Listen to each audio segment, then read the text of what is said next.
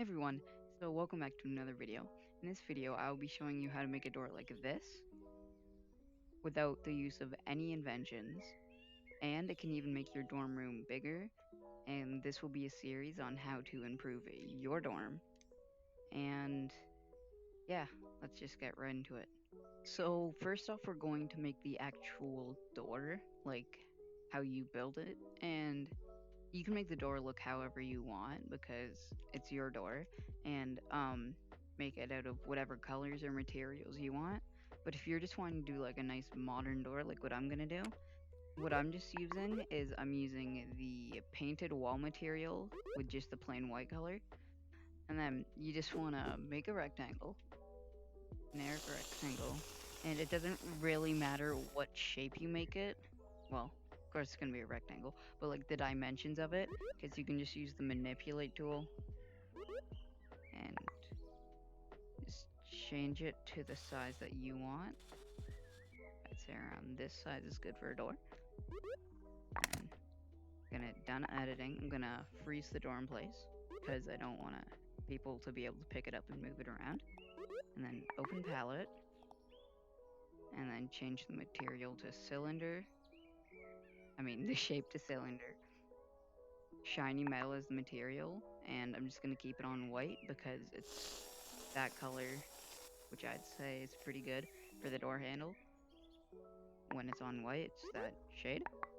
So I am just going to make an even looking rectangle. I mean not rectangle, cylinder, and that looks about good.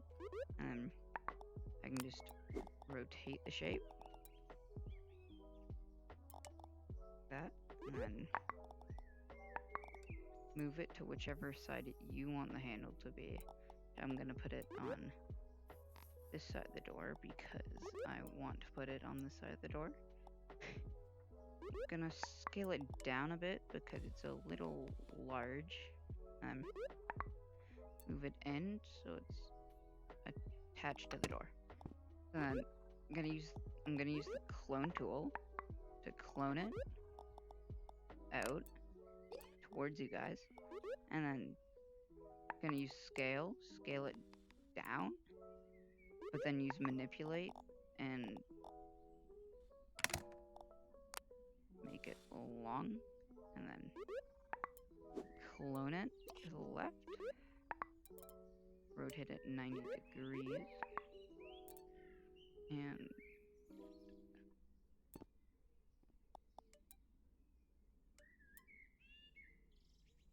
put it to size, which this is actually a terrible looking door.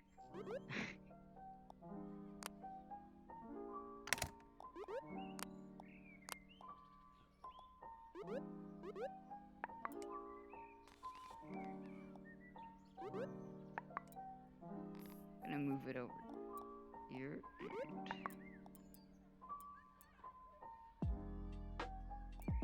go like that, and then manipulate this out to be a bit longer because it looks more accurate like that. I don't know if accurate's the word to describe a door handle, but and you know, yours will probably be better than mine, but whatever, this will do. So just get the select tool. You can double click on the actual door to unfreeze it, and then select all of the door, and then there will be 3 yellow dots. Click on it and click merge shapes. So this is one shape now. So what you're gonna want to do is freeze it, and here's the physical door. Now to get the door to actually function, you want to open up your maker pen, open palette, go to gadgets, other gadgets, and then pick out the respawn point. You want 2 of those, and then 2 trigger volumes. So it's gonna look kind of weird right now, but what you want to do is get one of the trigger volumes and move the one that's in your way.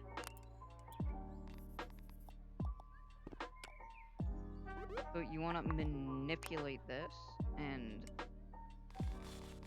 move it down to about the size of which the door handle is, and then move it so it goes over the door handle, like that. And then you want to do that for the other side of the door as well. So we only built the one side of the door, but you can just clone it to the other side, and then you can flip it 180 and then move the door handle over, and then it'll look good from both sides. So the way you actually shift the door handle over, like I said, is you just manipulate the one piece of the door handle and then use the select tool to grab the other two pieces. And then you can use the move tool and just move it over like that, and then rotate, and that's the wrong axis, and then rotate it around like that, and then go on both sides, check to see if it is lined up, which it is. So there, now you have a good looking door from both sides. So once you've got the trigger volumes on both sides of the door, on both handles, you want to go to your respawn pads points and place one here on one side of the door, and then rotate there'll be a little arrow. You want to rotate the arrow to face you, and then do that for the other side as well. So now that you got your trigger volume and your respawn points in place, you want to open your maker pen and go on the wire tool and wire the green on the respawn point, which is spawn player here now, to the red, green, or blue on the trigger volume, but I think red is best personally, because red is right when you enter the trigger volume, you'll get spawned, and green is when you're inside, and blue is when you exit. So red is the best in my opinion for this. So just do that for both sides. So just a tip, you want to make sure that your respawn point is not very close to the trigger volume, or else you might spawn in and go back through the door and get stuck in going through doors. So now you have a functioning door that lets you go from one side to the other and back. So now I'm going to show you how you can make your dorm larger. Let's get into that. So what you want to do is just make a platform. It can be made out of any material, and just spawn it in, and then manipulate it so that it goes outside the wall, and then that's going to act as your floor. So move it down to where the floor is. Make it out of whatever material you want, of course. And now you want to put your door here so that when you touch the door handle, it teleports you outside of the walls. And then when you touch the door handle, it'll teleport you back inside. So the way that the door actually works is trigger volumes, they just sense when there's something inside of it. If you go on configure, you can choose whether it senses players or objects going through and you do objects by putting a certain tag on the object and making the trigger volume sort by that tag. And with people, the way it works is you just walk in and it activates whatever you do. Or if you walk out, if you use exit, which is the blue pin. So the way that it actually teleports you, so that's how it gets activated.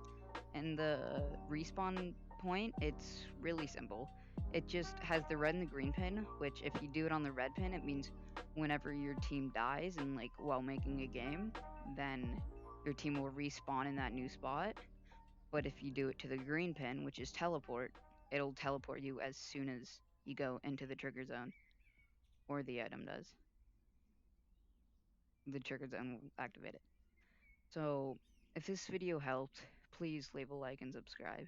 And if you have any questions, join my Discord. There'll be a link in the description below. So, have a great day, and I'll see you guys later. Goodbye.